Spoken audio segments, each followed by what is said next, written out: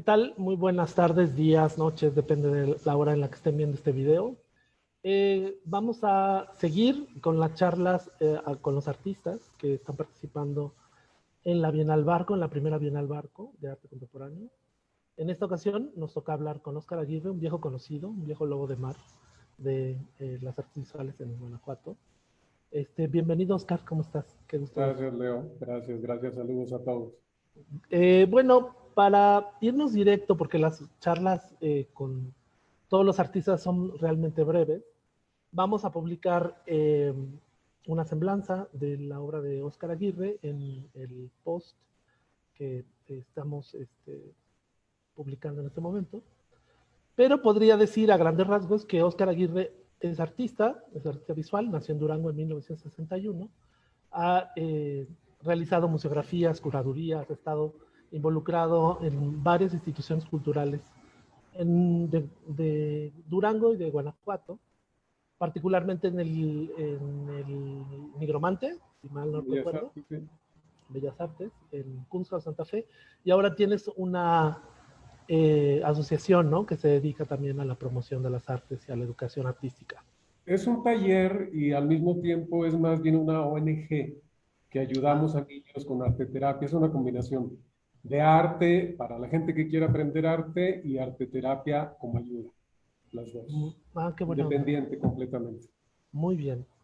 Bueno, a ti te seleccionaron 2 piezas para esta exposición. Ajá. Siento que hay un avance en tu trabajo con respecto a tus piezas anteriores, es decir, estás como en una temática pues, relativamente similar, aunque estás Ajá. más por el lado de los bodegones, ¿no? Ajá. Cuéntanos, ¿cómo se da este salto de tu trabajo con los residuos a este Ajá. trabajo más pensado como una obra del siglo XIX? Más realista. Fíjate, les platico rápido. Desde niño, una de las cosas que siempre me llamaba mucho la atención era ver a la gente que fuma, abrir su cajetilla de cigarros y tirar la tira. Para mí era así como, ¿what? Y ver las tiras en el piso siempre y hasta la fecha lo siguen haciendo. Esa yo creo que fue como una de mis inicios en ver el plástico como un invasor. Conforme fueron pasando los años, bueno, nos acostumbramos más al plástico. Llego a Guanajuato, a San Miguel de Allende, me involucro más en el arte, en la galería en Kunsthaus. Como tú sabes, hicimos muchos proyectos juntos y encuentro un detonante más serio para poder tomar este tema como un tema, porque siempre que lo platico la gente se ríe, como, ay, no manches, ay, sí hay plástico, pero no hay tanto. Entonces ahorita le dices a la gente que hay una isla de plástico del tamaño de Texas o más grande, se siguen riendo, porque si dicen, ay, sí, bueno, sí veo que ahí se ahogan pescadillos y se atoran pajarillos, pero nada más que eso. ¿Qué pasa con la evolución que me dices, Leo? Le debo a Marta Palau, la maestra, tú la conoces, el haber entrado al textil dentro del arte. Pero ¿qué hago con el textil? Lo convierto en mi propio material, en mi propia técnica al utilizar plástico. El plástico como mi materia prima. Yo tejo desde muy niño y tejo plástico desde hace muchísimos años, mucho antes que llegara a San Miguel, pero nunca sabía para qué sentido tenía. O sea, lo tejías Total, ya tú como... conoces toda mi trayectoria dentro de Kunsthaus, después de Kunsthaus, pero yo siempre tenía la espina de la pintura. Mi base siempre fue la pintura, la tradición, pero no quería yo hacer bodegones. Sí, decía, qué hueva, o sea, los bodegones ya están hechos, mis respetos, Zurbarán y todos los maestros, mis respetos, pero empiezo a entrar, Leo, poco a poco en el bodegón, pero como lo vas a leer ahí en la semblanza, donde estoy hablando de la fruta que está genéticamente manipulada, que es perfecta. Porque las frutas tienen ahora un etiquetado de origen porque si no viene de Estados Unidos, aquí en San Miguel no lo compran los extranjeros. O sea, la fruta mexicana, guácala, está chiquilla, fea y no trae etiqueta. O sea, no sabemos de dónde viene, debe estar contaminada. Y regresando a estos alimentos, para que pasen de México a Estados Unidos a que los consuman, además de lavarlos, desinfectarlos, los radian, para que no haya un bicho en la fruta, en la verdura. ¿Qué pasa en los bodegones? En los bodegones yo me incorporo esta fruta casi perfecta y toda la fruta tiene estas etiquetas de origen. Y regresando de nuevo a mi problema, mi preocupación siempre con el plástico, no sé si lo recuerdas en la exposición, una de las exposiciones que tuve en Durango, yo decía en el texto sobre mi obra, yo decía, ¿qué pasa con el plástico? O sea, lo enterramos y luego sobre el plástico hacemos parques. O sea, el petróleo no se hizo así. O sea, qué pena. Alguien se está equivocando en la técnica, ¿no? En pensar que va a suceder. Pero hace algunos años, leyendo un artículo en el New York Times, me entero que están descubriendo que el plástico ya está en el agua, en la leche materna, en el pecho de las mujeres y en muchos de los productos que vienen en plástico. Los yogurts, ciertos tipos de leche, sobre todo los plásticos muy corrientes por ser inestables. Esto me mete más todavía, Leo, en esta cuestión de cuándo vamos a entender que el plástico es un problema. Para eso existe el vidrio, para eso existe metal, hay otras opciones, pero desgraciadamente nada es tan accesible como el plástico. Por eso tenemos refrescos, por eso tenemos agua, los medios de comunicación nos lo ponen de moda, nos enseñan a Madonna tomando con agua en una botella de plástico y todo el mundo quiere tomar esa marca y esa botella y tomarse una foto con esa. Entonces, todo eso es lo que está incorporado en mi pintura, básicamente, toda esta problemática, pero utilizando la técnica que he ido depurando cada vez más a partir de trabajar en el concepto, que es mi base. ¿Qué está pasando con el plástico? ¿Qué está pasando con Monsanto, que tiene el maíz controlado por todos lados, por no mencionar un montón más de transgénicos, que la gente no se da cuenta, la gente no sabe? La gente que tiene cierto nivel educativo, muchas veces es más cómodo no verlo.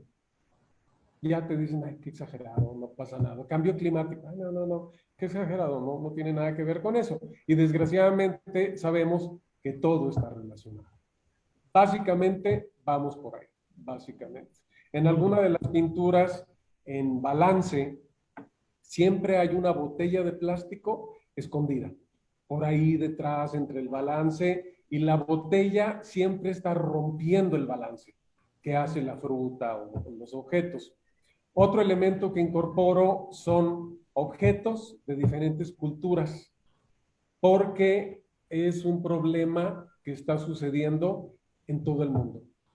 No es solamente México, desgraciadamente, pero países tan poderosos como Estados Unidos a la fecha lo siguen negando. Ellos no contaminan, ellos no hacen nada. O sea, claro que no. Somos los pobres los que hacemos porque tenemos la ignorancia de tirar toda la basura en las calles. Y desgraciadamente sabemos, es muy poco aún el porcentaje que se recicla, desgraciadamente. Básicamente vamos por ahí, Leo. Ok. Estamos viendo ahora una de tus piezas. ¿Cuál es el título de esta pieza? Ese es balance. Si te fijas aquí abajo de las zanahorias está, apenas se ve la botella de plástico. Sí, está muy escondida, ¿no? Hay un asunto también que está como referenciado a cierto tipo de piezas de artistas del siglo XX, ¿no? Por ejemplo, estoy pensando en Luis García Guerrero, por ejemplo. Ajá. O incluso en Hermenegildo Bustos. ¿Tú pensaste en ellos cuando estabas haciendo este tipo de trabajo? Repíteme, no te oí. Que sí, que hay como una relación, yo encuentro una relación pues con el trabajo de Luis García Guerrero o del propio Hermenegildo Bustos. ¿Tú Ajá, pensaste claro. claro. en ellos cuando estabas haciendo estas piezas? O de dónde te No, salió la idea de hacer este tipo de cosas? no. ¿Sabes que me llegó a partir de pensar en lo opuesto, en el desbalance que estamos haciendo todo el movimiento político para que Monsanto no entre a México, entre comillas, que ya está en México, obviamente? Entonces, para mí era toda esta cuestión de cómo generar un balance. Si no hay un balance, no existe un balance.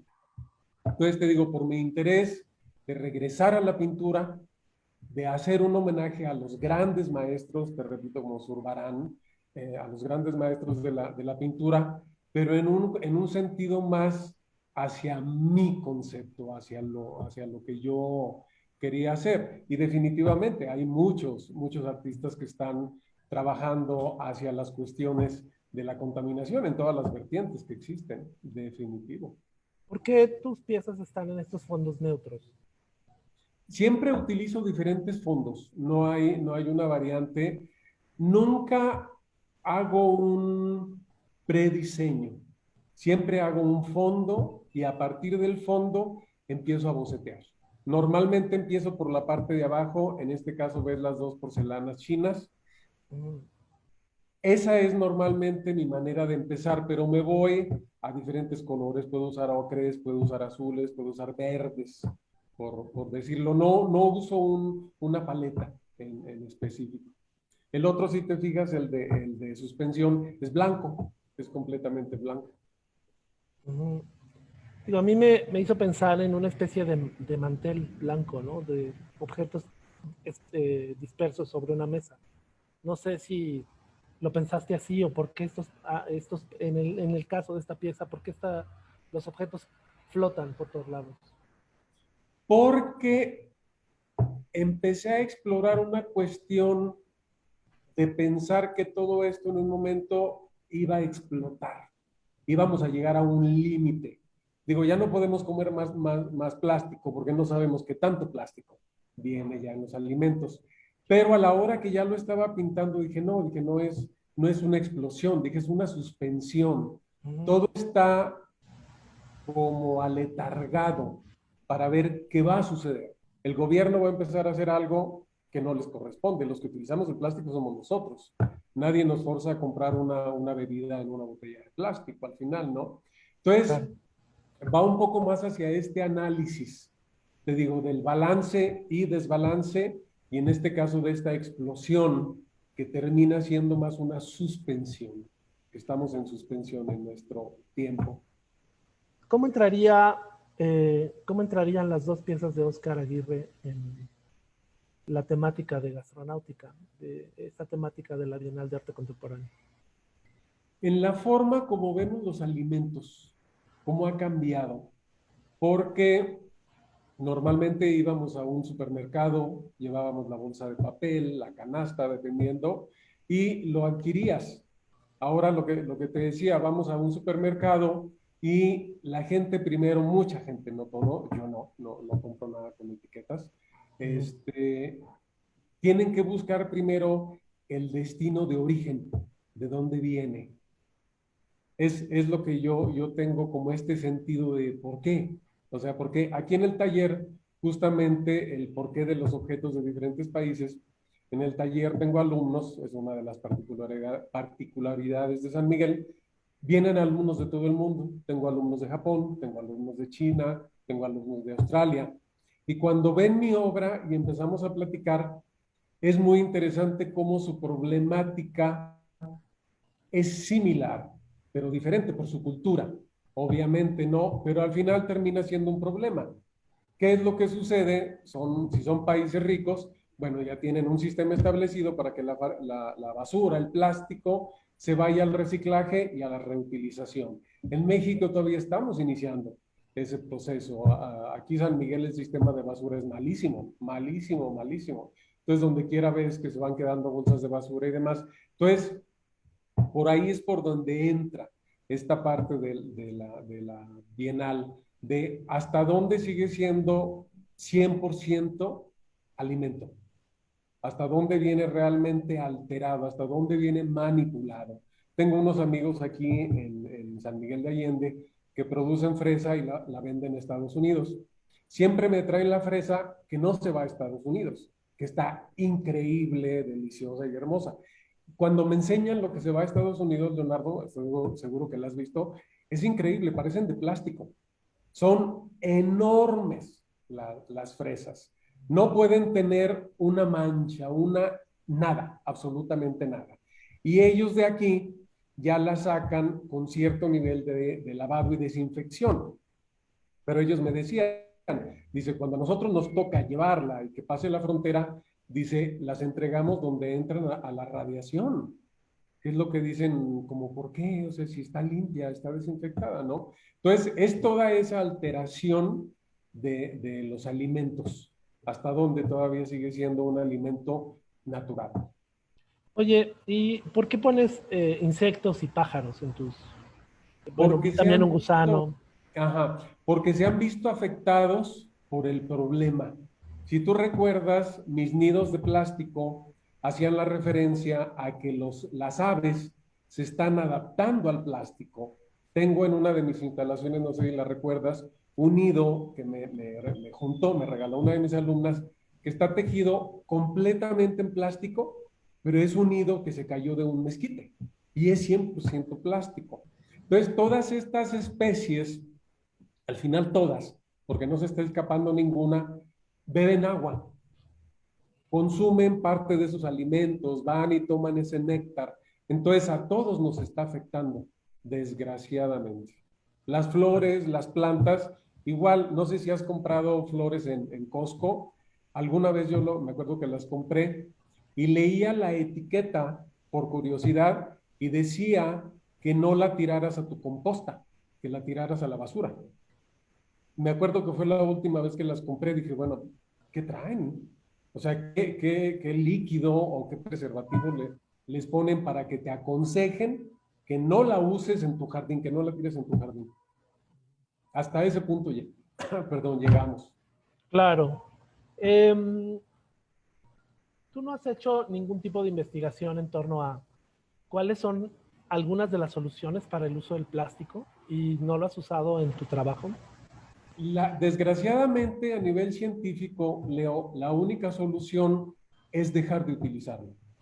Bueno, Cuando lo... hay un par de ¿Eh? proyectos interesantísimos Ujú. en algunas partes del país Sí, donde no, utilizan sí, sí plásticos hay. y hacen gasolinas y eso, ¿no? Claro, no, si hay proyectos. ¿Cuál es el problema? Que la manipulación te implica transformación, que implica uso de calor. Ujú. Entonces ya estás generando contaminación a partir de Claro, ahí. O pues, sea, como solución existe, pero ujú. la solución que dicen, dejemos de usar hidrocarburos. O sea, dejemos de usar plásticos para Ujú. poderlo hacer. Pero tú y yo sabemos que eso no va a suceder nunca. Bueno, estamos en un problema pandémico que tiene más de un año y Claro. desgraciadamente el uso de plásticos se Sí, duplicó, se no, ha triplicó, ¿no? aumentado, ha aumentado, claro. Se ha convertido en un mal necesario, por Sí, desgracia, ¿no? Entonces, bueno, sí, sí, me parece muy interesante tu trabajo y bueno, este tipo de reflexiones también nos hacen plantearnos qué tipo de soluciones podría haber con respecto a este claro, tipo de problemas tan severos, ¿no? Como lo mencionabas claro, hace rato, la isla de plásticos, ¿no? En cómo se están claro, contaminando los mares, la tierra, el aire donde propio. quiera, claro. No sé si tú recuerdas, uno de mis proyectos hace varios años implicaba el irme a las calles con niños a recolectar botellas de plástico para tejerlas, para reutilizarlas. Y ese proyecto fue el que me hizo el decidir que para llegar a las familias con el problema de basura o de contaminación era por los niños. Los adultos no entendemos, los adultos no cambiamos, el niño sí. Y tiene que ver con esta parte donde si logramos generar una conciencia, quizá puede cambiar el uso del plástico, ojalá se pudiera eliminar. No creo, México, por ejemplo, es un país productor de petróleo y nuestra base es petróleo. Entonces no vamos jamás a dejar de producir plásticos. Claro. ¿Qué sigue para Óscar Aguirre? Seguir pintando, seguir pintando. Ahorita estoy en una participación en Alemania. una competencia de pintura, básicamente de pintura. Y mi línea es seguir. No tengo una expectativa en particular. Los artistas ya de mi edad estamos felices de seguir trabajando, seguir teniendo exposiciones y cosas por el estilo. El reconocimiento y demás yo sé que no viene.